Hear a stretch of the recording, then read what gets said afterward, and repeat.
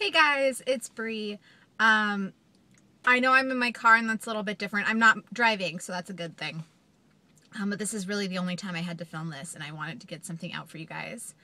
So I wanted to explain a little bit about the things that I think are really good in books and how that feeds into the way that I rate them.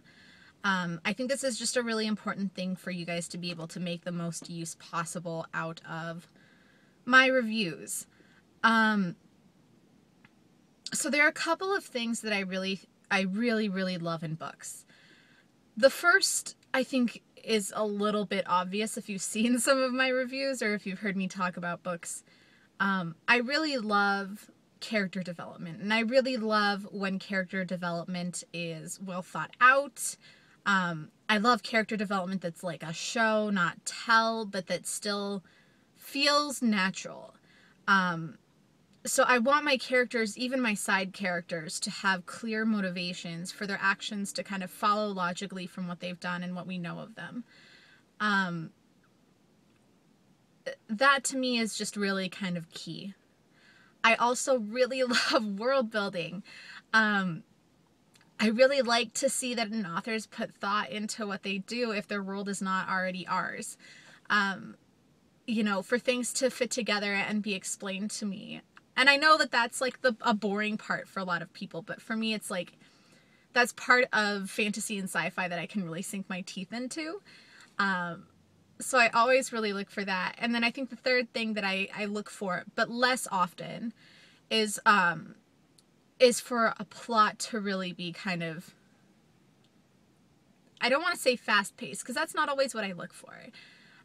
What I would say is cohesive. So understandably, we're going to have our main plot, and oftentimes we have subplots that kind of feed into it.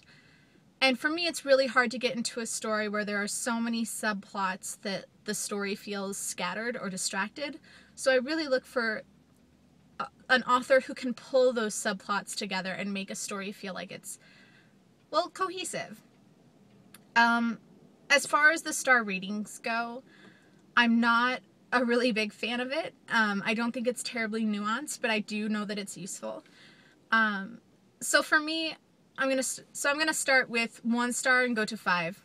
1 star, I don't think I've ever used. And for me, that would have to be like a you put your name on this kind of test deal, you know? Just really bad with really, like I said, I've never actually done it, so it would have to be something just insurmountably bad. 2 is more common for me, and that means that I had really major problems with the book. You know, maybe I think the story's promising, but you just didn't deliver. Or maybe, you know, I think that the story was really bad and had some really big flaws in the things that you were saying, and I just couldn't get over it. 3 is perhaps one of my most common ones. It's kind of one of those, this is good enough for what I'm looking for. It's good for what it is, but could really be improved by a couple of changes. Probably nothing terribly large, but, you know, maybe one bigger problem and a couple of smaller ones that help to kind of bring it down a little bit. Generally, I would say like a 3-star rating is fun, but perhaps just not my favorite. 4 is, for me, a really good rating. It means, wow, I really enjoyed this book. I thought this was a great story with good characters. It had a couple of problems that I would have really liked to see resolved to make this story just even better, but it was really good. And 5 is one that I really don't give out very often, because to me that would be like, this story just made my year, and I don't have any problems with it really. This is something you need to pick up now. So I would say, if you hear me saying that a story is a 4 or a 5 rating, it's safe to pick it up and think it's really good. If it's a 3 rating, I'm going to try and tell you who I think it would be good for. Because a lot of times those are stories like a YA story that I didn't get into, or, you know, something with a heavier romantic subplot that just like, it doesn't do it for me. So I'll try and tell you if there's ever a 3-star rating who I think it's good for. 2, I would say it's safe to stay away from unless you have somebody else who you trust who's saying it's awesome. So I hope that's helpful for you. I know it's really hard sometimes to put people's reviews into context, and I want to make sure that you can do that with mine. If you have any questions, please feel free to